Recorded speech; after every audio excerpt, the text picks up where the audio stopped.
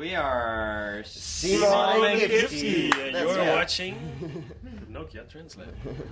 Yeah, well, we came up with the idea to upload sounds which somebody could download from the internet and do their own thing with it. And the winner got a day in the studio with us, and that's where the mentoring stuff comes in, because we took his song and listened to it and like, okay, this sounds cool, but we want to make it a little more cooler. So we added sounds and worked with him and recorded new stuff. So Yori played some pianos and Dan recorded some bass licks and some scratching by Kipski. We all mixed it nicely so that it sounds good, you know. And that's something really cool for him to see how we work in the studio. And he always works inside the computer with a mouse, and we prefer to work also with outboard gear, so lots of knobs and levers to pull, and, you know. And that's something he really enjoyed, and it was a cool day. Yeah. And it was a really cool experience for us as well. Shall I talk about America and the tour we did and how we found all the sounds, because it's an exciting story. No, we went on a 2-month tour in the United States. We played over 30 shows there, and on the road we always like to get inspired and work on some, you know, little songs. And this time we recorded lots of sounds around us with our Nokia phones.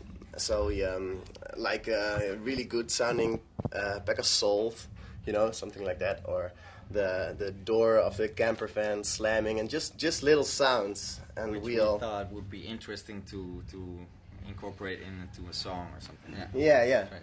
So when the contest was done, we got like 50 different tunes, which is like a 5-double album with, you know, songs with the same sounds that we got to listen to, and we got to hear everybody's creativity, and it was a really nice thing to do. He really he cut up some banjo samples Dan played, and he cut it up and made a new melody and a new chords, all by the use of our samples. So he didn't really add any sounds of his own library, so it's all our samples, and it sounded really great. It was like, hey, this is fun, this is a happy song, and it was kind of the vibe we had in the States. So he really caught that thing, and and it had a really like a song structure. It was not just a beat with some samples over it, but it was really like a song, you know, like, hey, here comes that melody again, and it gets grimy again and freaky.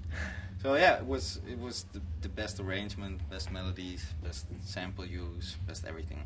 Well, kip means chicken in Dutch. And when I was young, very young, and I started scratching, I used to make noises that sounded like a chicken, because I would like to imitate the scratching sounds. Do it It now. goes like...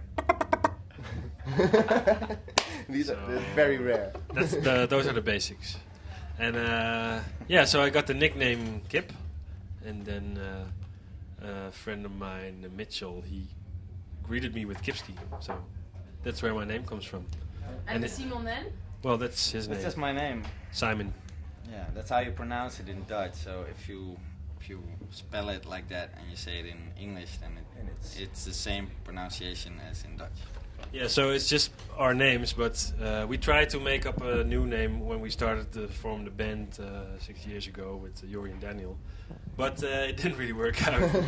Hello, this is Cmonk and Gipsy, and welcome to Nokia Trends Lab, Amsterdam.